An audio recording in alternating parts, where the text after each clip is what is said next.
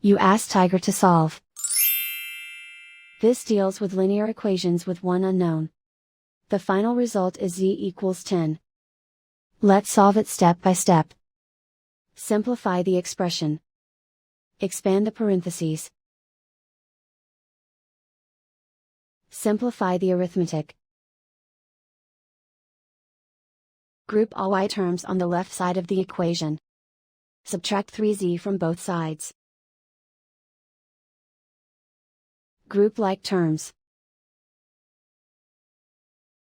Simplify the arithmetic. Group like terms. Simplify the arithmetic. Group all constants on the right side of the equation. Subtract 16 from both sides. Simplify the arithmetic.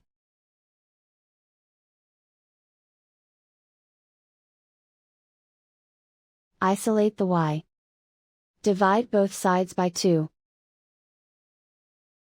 Simplify the fraction.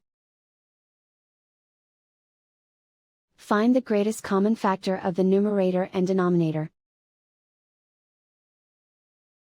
Factor out and cancel the greatest common factor. And so the final result is z equals 10.